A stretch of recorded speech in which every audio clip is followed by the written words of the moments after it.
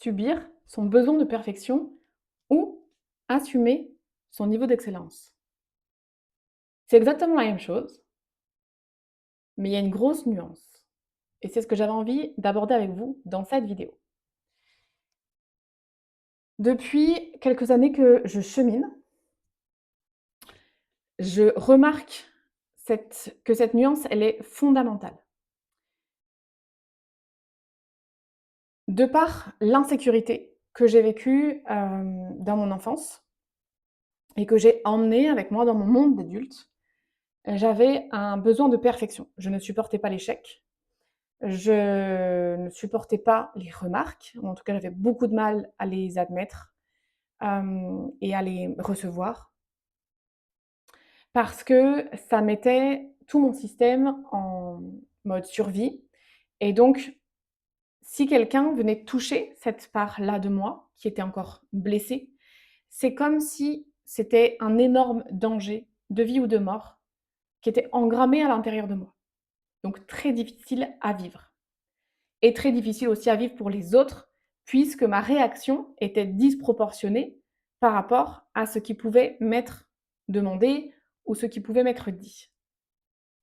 Je me souviens, par exemple, d'un job étudiant que j'avais chez Decathlon et où, on m'avait comme un peu comparé, mais pour m'expliquer à la base, que je manquais de sourire et je manquais de sourire parce que, j'étais pas à l'aise dans ce milieu-là, parce que j'étais pas sûre de moi, donc toujours, un petit peu dans ma coquille et alors que je suis quelqu'un qui sourit facilement, quand je sais pas, je suis à la caisse et que je paye, je vais toujours avoir un sourire pour la caissière, quelque chose comme ça.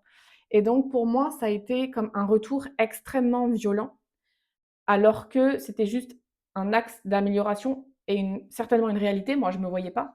Mais en tout cas, j'ai pris ça comme un gros sentiment d'infériorité par rapport à une autre personne qui, elle, visiblement, y arrivait mieux que moi. Et évidemment, quand on fait cette réflexion, à l'intérieur, tout le système inconscient vient aussi dire: «C'est pas juste. C'est pas juste parce que personne ne voit ma souffrance. Donc je dois encore faire des efforts pour paraître bien ou pour répondre à des attentes ou des exigences extérieures, qui me coûtent» et donc inévitablement, sans même s'en rendre compte, la réaction qu'on a n'est pas forcément comprise de l'autre en face parce qu'il y a pas tout ce feedback. Et donc, ce qu'on va chercher à faire, c'est être parfait tout le temps, pour qu'on n'ait plus à subir ce genre de situation. Et plus on se détache, plus on avance, plus on comprend comment ça fonctionne, plus on se met dans ses responsabilités. Autrement dit, quand on redonne celles qui ne nous incombent pas, mais qu'on a portées par loyauté, par injonction, par croyance que c'était mieux comme ça pour nous, par protection. Quand tout ça, on arrive à le déposer, eh bien, on va basculer dans une autre dimension. On va déjà pouvoir agir depuis un espace de paix et non plus un espace blessé. Et quand on agit un espace de paix, ce que je remarque, c'est que ce besoin de perfection devient son niveau d'excellence.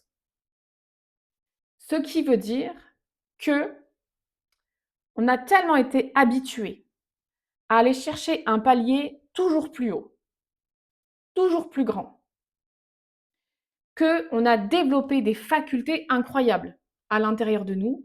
Et quand ces facultés-là, on les met à notre service, quand elles deviennent des piliers et non plus des peurs, quand elles deviennent un atout et non plus une faiblesse, alors on déploie un niveau d'excellence qui est juste à la hauteur de toute cette insécurité finalement et de toute cette souffrance qu'on a tenté comment je pourrais dire ça? Avec laquelle on a fait avec comme on a pu Et quand on se départit de cette souffrance, quand on prend du recul, quand on comprend comment ça fonctionne et quand on intègre ça profondément à l'intérieur de nous, mais il ne reste plus que l'essence. Il ne reste plus que ce qui est beau, ce qui est sage, ce qui est sain, ce qui est en paix au-dedans. Et donc, à partir du moment où on agit depuis cet espace-là, depuis notre puissance saine, alors on va pouvoir assumer et affirmer son niveau d'excellence. Et ce niveau d'excellence va être différent pour chacune des personnes, sur des domaines différents, en fonction du vécu, en fonction de la personnalité qui s'est déployée, en fonction de l'environnement, en fonction de plein de choses. Mais c'est beau de pouvoir vivre ça depuis cet espace de paix.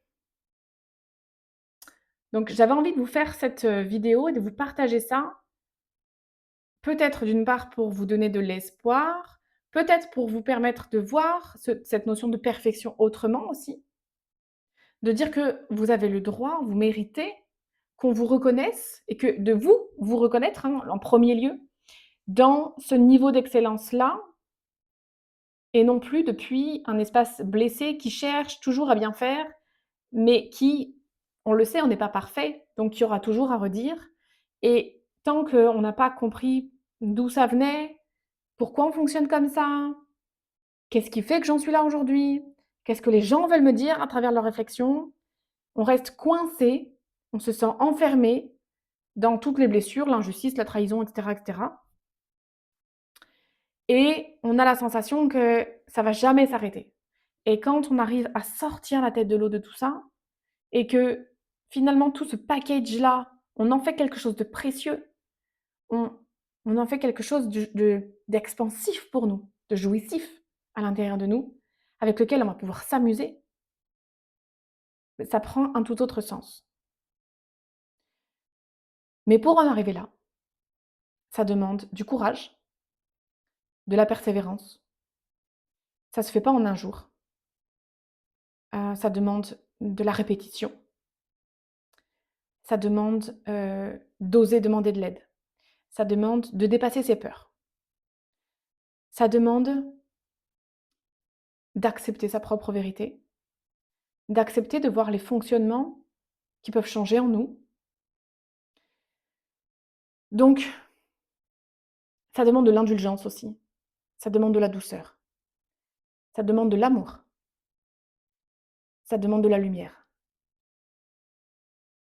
Ça demande d'accepter ses erreurs.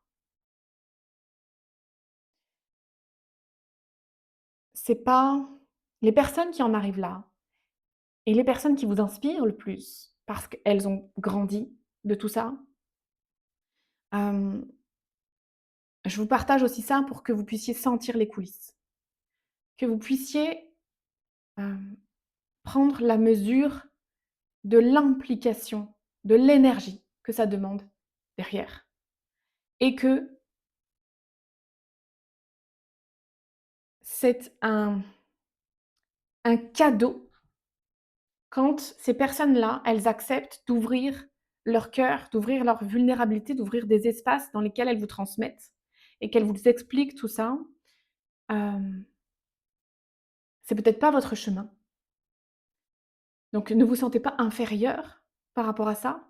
Au contraire, allez chercher cette joie de pouvoir être accompagné et d'accélérer le mouvement à l'intérieur de vous. Hem et honorer, au lieu de juger, ces personnes-là, hem, pour toute la bonté et tout le chemin parcouru que vous ne voyez peut-être pas parce que vous les voyez peut-être quand ils sont à leur apogée, mais vous ne les avez pas vus quand ils étaient au fond du rouleau, au fond du trou. Et que, bien souvent dans ces moments-là, même s'il y a du coaching, même ça il y a une grosse part de solitude.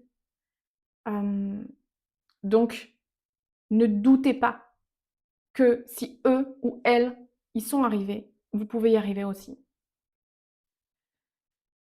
Ah,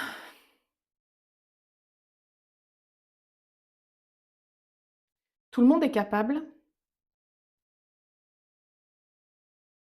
ça ne veut pas dire que ce sera facile. L'important, c'est de pouvoir se dire: «Je demande la solution pour y arriver».